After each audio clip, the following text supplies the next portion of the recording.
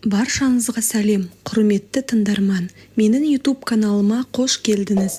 Арнама тіркеліп кетуді ұмытпаңыз. Әйел мен ер адамдар табиғатынан ерекше жаратылыстар. Біреуі ісімен нәзік келсе, екіншілері жүрегімен нәзік. Әйел адамдар батылдылығын сыртқа көрсете бермейтін болса, ер адамдар нәзік болып көрінуден қорқады.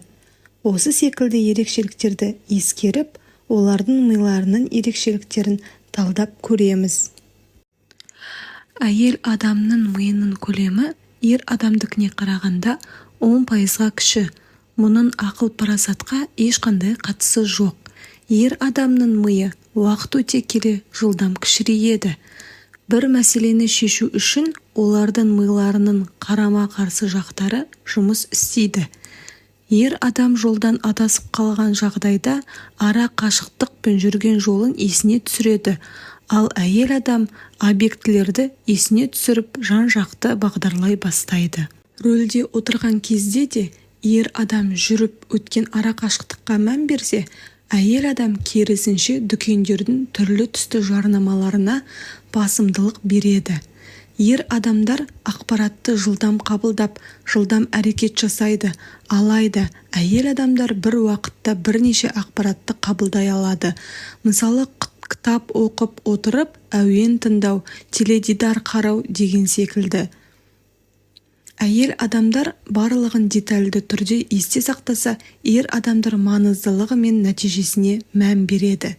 Ер адамдар жаратылыстану ғылымдарын меңгеруге басымдылық беретін болса, әйел адамдар гуманитарлық ғылымдармен айналысқанды ұнатады. Әйел адамдар әңгімелескенді ұнатады. Ер адамдар көп сөздің орнын бір іспен алмастырады. Қоршаған ортаның дыбыстары оларға әртүрлі әсер етеді. Әйел адамдардың сеніміне оңай ие болуға болады. Олар сенгіш болып келеді. Әйел адамдар бір күн ішінде ер адамдарға қарағанда 3 есе көп сөз қолданады. Әйел адамның миы глюкозаның көп мөлшерін қажет етеді. Олар әзілді де түрліше қабылдайды.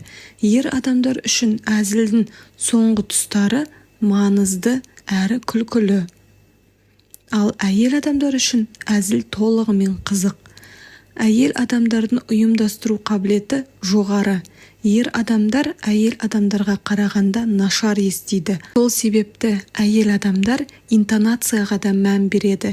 Ер адамдар әңгімелесу барысында логикаларына жүгініп айтылған сөзді сол қалпында қабылдайды. Ал әйелдерге түйсіктері көмекке келетіндіктен айтылғанды болжап қабылдайды.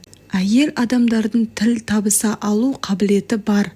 Ал ер адамдар әрдайым жарысуды жақсы көреді. Тіпті жарысып жүргендерін сезбейтін кездері болады.